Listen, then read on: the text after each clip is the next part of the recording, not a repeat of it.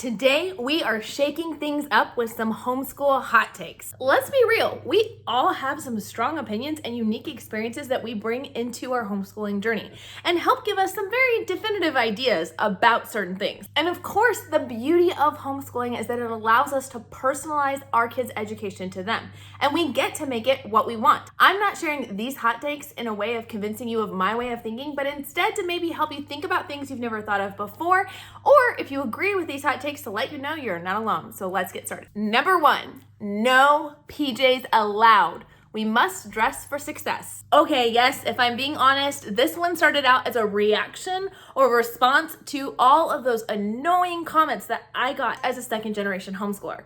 Growing up, every time someone would hear that I was homeschooled, they said, man, it must be nice to do your school in your PJs. It bothered me then and it bothers me now. So I made a rule before I even had kids that there would be no homeschooling in PJs so that we could fight off that annoying, frustrating stereotype. And while at the beginning, that was about as much thought as I put into it as being, I don't want to be that stereotype, it actually has been something that has proven to be incredibly beneficial. You see, when my kids dress for the day and show up like homeschooling is their job and their calling, which it is, by the way, they show up more prepared, more focused, and with a mentality of getting ready to work hard and do their best unto the Lord. Now, no PJs does not mean we're wearing school uniforms or dressed formally. No, it is just typical everyday play clothes. And if I'm being honest, oftentimes costumes are involved in that. The point is that we show up ready to take on the day. Sometimes that's just easier to do in a cape.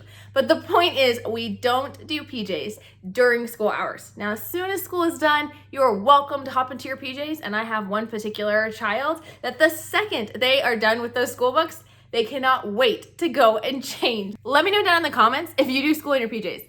It's okay if you do. My second hot take might be the most controversial, but you can be behind as a homeschooler. There, I said it. Don't come for me, do not cancel me, but let me explain. Yes, homeschooling is an amazing opportunity to not have to live up to the world's standards. Yes, we do get to customize our children's learning experiences. And as a mom of special needs kids, I understand this more than anyone. We have the opportunity to go at our kids' unique paces and to meet their individual needs without feeling confined to strict timelines or social norms. But having an accurate understanding of where your child is actually incredibly beneficial to you and your child. Let me explain. Standards can be incredibly helpful to help us see where our child might need more support or help. It's actually incredibly helpful to see an accurate picture of where our child is academically, physically, spiritually, emotionally. It doesn't mean we need to freak out or that our child has failed if they're not meeting certain benchmarks, but it does help us to know how we can come alongside them better. It wouldn't do any favors to our children if we sent them off into the world after high school and sent them in not being aware of their own weaknesses and getting them prepared for what might be ahead. For example, my son, who is going into 9th grade, is reading significantly below reading level due to his severe dyslexia. If I sent him off into the world telling him there was no such thing as being behind and he is succeeding and he's getting a little bit better each day, which is true, but gave him no tools to equip him for what's going to be expected of him in the workforce, I would be failing him as a parent. We can acknowledge our children's weaknesses, areas where they struggle, areas where they don't meet that mark, and then help give them adaptations and tools to help them succeed. So while my son is behind in reading level, it's okay. We acknowledge that and we give him tools like Speechify, Grammarly, voice to text, and more that will help him be able to succeed in the future. If we don't recognize that our kids are behind, we could be missing great opportunities for early intervention, which can make a huge difference in their lives. And while sometimes our children are behind because of their own individual struggles, things outside of them like dyslexia that he has no control over, sometimes we have to be honest and ask ourselves, is my child behind because I have not been as diligent as I should be? Mom guilt is a real thing, and I'm not looking to heap mom guilt on anybody,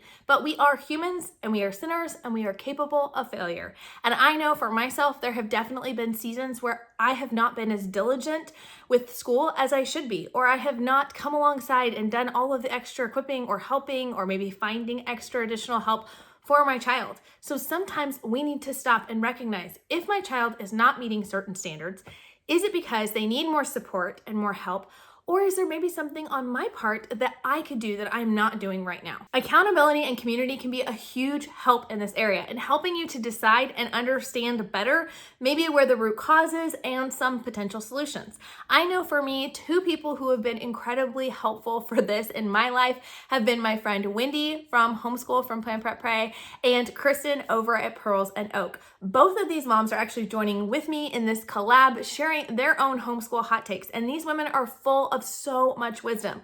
I oftentimes will come to them when I have a child that is struggling in a particular area. And we talk through different scenarios and seeing where can I help improve and help my child more, and where do I just need to make adaptations. If you're looking for a community like this, the three of us and many others actually have formed a community called Made to Homeschool, and we would love to have you join us. I'll leave more information down in the description. The third hot take is cheaper is not always better. No, I am not encouraging you to live beyond your means or to go outside of your budget. And yes, homeschooling can be incredibly affordable or incredibly expensive depending on what choices you choose. All I am saying within this hot take is to consider the fact that sometimes an upfront investment of a little bit more money can actually be much better in the long run than coming away just getting the cheaper option. Sometimes high quality curriculum, books, resources, and tools can actually help enhance your child's learning. And I have personally found that some of the more expensive resources that we have purchased have had more durability and more longevity in our homeschool so that I am able to use them over and over and over for each of my 6 kids, which in the long run has actually made them cheaper than the initial cheaper options. And it saved me time and money by not having to have frequent replacements. Speaking of time and money, I think we have to understand that time and money are both very valuable resources in any of our homeschools. And we need to make sure we're investing wisely for the season that we are in. There have been seasons where I have more time than I have money. So I can go with a more affordable or cheaper option because I can invest the extra time to put together my own curriculum or my own unit studies. I can invest the time to be able to go to the library or to source different videos online or piece together different books. In the season I'm currently in, time is short, very, very, very short and very, very valuable. So to me, it has been much better investment to be able to financially invest in some more expensive curriculums that do more of the planning and the prep for me so that I can spend that valuable time with my actual kids instead of planning to do school for them. Again, it's a matter of finding what fits you, your family, your budget, and your season, but I'm just saying don't discount the more expensive options and don't assume just because something is cheaper or more expensive that it is the better option. It's about finding the right fit for you and your family. One of the ways I do this is I do sometimes buy more expensive curriculums used. And if you like buying used curriculum or thinking about purchasing used curriculum, make sure to watch this video first because there's some major things you do not want to miss. It might actually end up costing you more in the long run if you don't know about these.